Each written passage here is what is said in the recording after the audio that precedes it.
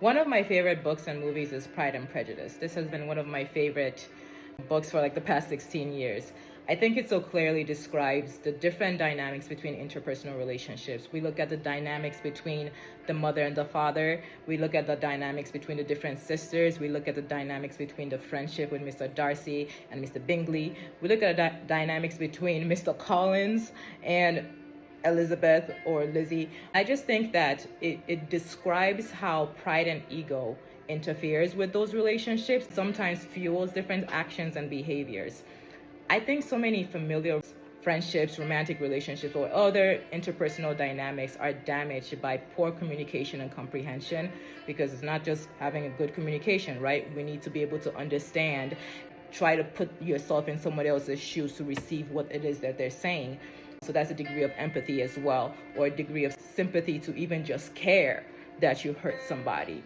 I also think about what a lack of repair and reconciliation looks like. I also think about the time and effort it takes to bring yourself to a point of reconciliation.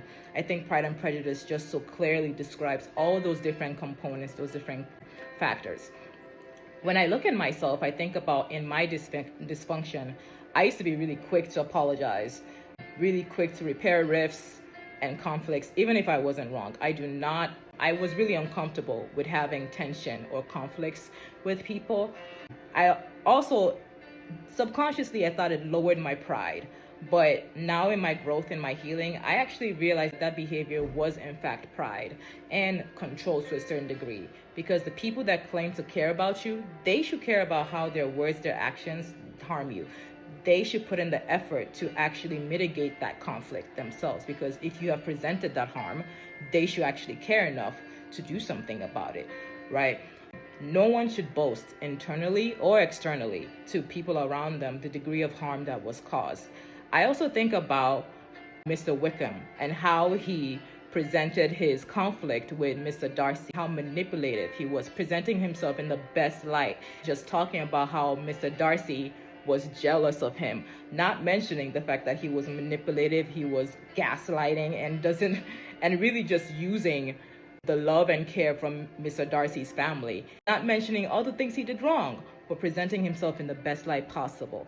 I also just think about, like, be really careful how people present the conflicts and issues that they have with others. If someone is only telling you like one side, their side, not talking about what they did wrong, be really careful. If somebody only tries to present the other person as the bad person, scapegoating, be really careful, because they're manipulating you. They don't want you to see themselves in the way that they should be looked at.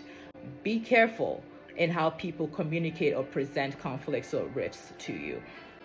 I really want you guys to think about, again, in what ways are you fueling pride in yourself and fueling the pride of others? Because the more you do behave in that way, the more their pride is and their ego gets inflated, and then you have further conflicts or further issues in your relationships.